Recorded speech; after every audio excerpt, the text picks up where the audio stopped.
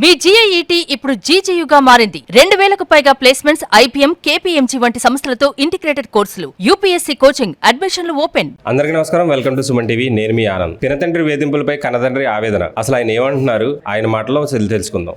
Sir చెప్పండి, అసలు ఏం జరిగింది? అది కామవరపుకోట అండి. నా పేరు మహేష్ శర్మ. అయితే మాకు వివాహం 5 సంవత్సరాలు అయింది. రీసెంట్గా 2 సంవత్సరాల క్రితం వేరే వాళ్ళతో రిలేషన్ పెట్టుకుని నా భార్య వెంకట అనే అతనితో జంగారెడ్డిగూడెం అవుతుంది బస్ స్టాండ్లో కానిస్టేబుల్ అనమాట. అతనితో రిలేషన్ పెట్టుకుని డైరెక్ట్గా ఒక అపార్ట్మెంట్ తీసుకుని వాళ్ళిద్దరు ఒకే అపార్ట్మెంట్లో కలిసిమెలిసి ఉంటున్నారు. అంటే ఇంకా అక్రమ సంబంధం కదా, ఇంకా దాంట్లో నాకు విడాకులు ఇవ్వకుండా డైరెక్ట్గా అపార్ట్మెంట్ తీసుకుని అపార్ట్మెంట్లో ఉంటున్నారు. నేను ఆగస్టు 26వ తారీఖున రెడ్ హ్యాండెడ్కి వెళ్ళి పట్టుకుని స్టేషన్కి తీసుకెళ్ళిన తర్వాత ఏమంటే ఈ రోజుల్లో అమ్మాయి ఏం చెప్తే అదే, మనం ఏం చేయలేము, చట్టం అలాగే ఉంది, అమ్మాయి ఇష్టం అండి, ఎవరితో తిరిగినా మనం ఏం చేయలేము అన్నారు. సరే నేను వదిలేసాను అక్కడితో. వచ్చేసిన తర్వాత నా పని నేను చూసుకుంటున్నాను. తర్వాత రీసెంట్గా 2 నెలల క్రితం మా కూతురికి వాతలు పెట్టడుతున్నాడు. ఆ వెంకట అనే అతను ఎవరైతే ఉన్నారో ఆ వెంకట అనే అతను కుడి చేతి మీద 2 వాతలు పెట్టాడు.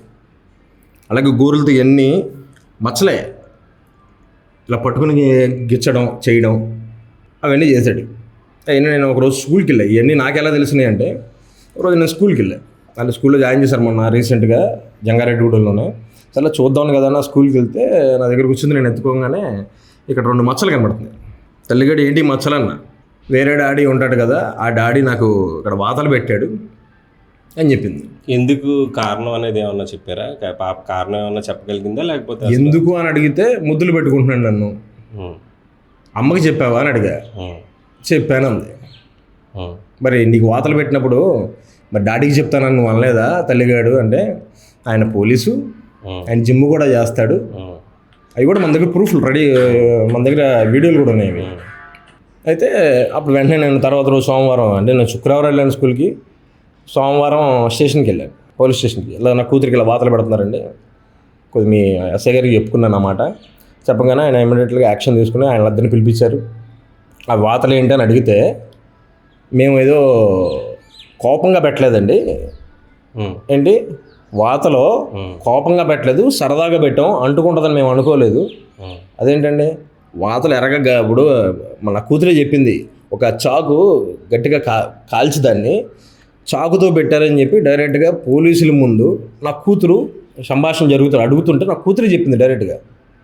మేమెవరం లేము అక్కడ. అప్పుడు గరుడ్ హాస్పిటల్లో మొన్న రీసెంట్గా అక్కడ రిపోర్ట్ తీసుకుని వెంకట మీదను మంజూష మారం, తను ఇప్పుడు అలాగే చెప్పుకొని తిరుగుతుంది, ఆధార్ కార్డులో కూడా అది అందుకే నా మాట అన్నా మారం అని. అయితే ఆ వాళ్ళిద్దరి మీద ఎఫ్ఐఆర్ బుక్ అయింది నిన్న కాక మొన్న. అయితే ఆవిడ ఏమంటున్నారంటే, మీకు వ్యక్తిగతంగా అక్రమ సంబంధాలు ఉన్నాయని, మీరు ఆవిడని వేధిస్తున్నారని, అవి తట్టుకోలేక అవన్నీ ఆవిడ తాళలేక మీ నుంచి విడిపోయి వేడిగా ఉంటున్నానని చెప్పేసి ఆవిడ అంటున్నారు. ఏమండి ఇప్పుడు నేను ప్రూఫ్ తీసా, అంటే రెడ్ హ్యాండెడ్గా పట్టుకున్నానని. మరి నాకు అక్రమ సంబంధాలు అయ్యి ఉంటే తను కూడా పట్టుకుని చూపించాలి ఎన్ని రోజుల నుంచి. అవన్నీ చెప్పుడు మాటలు. ఆ చెప్పుడు మాటలని ఎప్పుడైతే మేము కామరకోటలో ఉన్నామో ఆ ఇంటికి తాళం పెట్టి వెళ్ళిపోయింది. మీది ప్రేమ వివాహం? లవ్ మ్యారేజ్ అండి.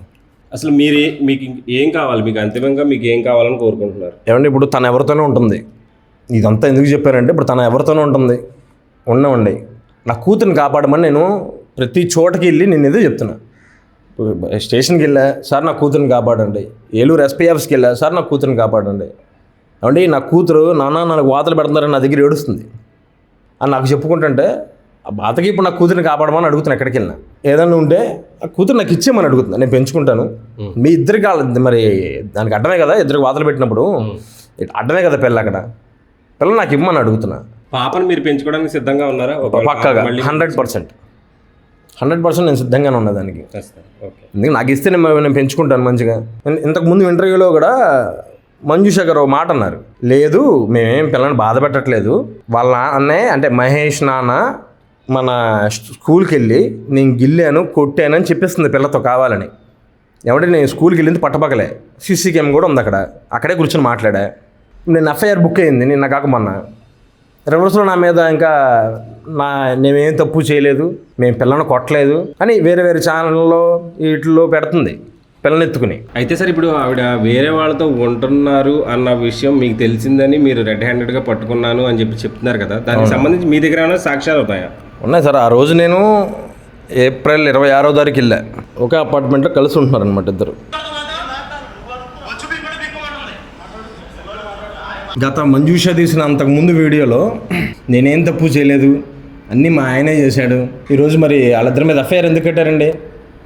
ఏం తప్పు చేయలేదు, పిల్లలు అసలు మీరు ఇబ్బంది పెట్టలేదు, అలాంటప్పుడు ఎఫ్ఐఆర్ కట్టరు కదా. కట్టారు. మీరు అడిగిన ఇదేమో దాపరంగా ఏమన్నా ఎవరి మీద బురజల్లాల్సిన అవసరం లేదు. జరిగిన ఫ్యాక్ట్ ఇది, జరిగిన నిజం ఇది. కూతురే నాతో చెప్పింది డైరెక్ట్గా. ఈరోజు అందుకనే న్యాయం కోసం టీవీకి వచ్చాను. నాకు న్యాయం చేస్తారని చెప్పి ఈరోజు ఇక్కడ నుంచి మాట్లాడుతున్నాను వాళ్ళతో. నాకు న్యాయం చేయాలని కోరుకుంటున్నాను. నిజాన్ని కాపాడండి ప్లీజ్. ఈ ఎక్కడ పడితే అక్కడ ఛానల్స్లో కూడా ఎక్కడ పడితే అక్కడ తను తిరిగి నేనేం తప్పు చేయలేదు అంటుంది. మరి ఏ తప్పు చేయనప్పుడు ఈరోజు జంగారెడ్డిగూడెం స్టేషన్లో మీ ఇద్దరి మీద ఎఫ్ఐఆర్ కట్టరు? నా కూతురి మీద ఎవరు అక్కర్లేదండి, తప్పు చేయొద్దు. నా కూతురిని పిలిచి దాని ఒంటి మీద గాయాలు చూస్తే అర్థమవుతుంది ఏం జరిగింది అనేది. నా కూతురిని కాపాడాలని కోరుతున్నాను. జరిగింది ఏంటో జరిగింది మొత్తం, ఇది ఫ్యాక్ట్, ఇది నిజం.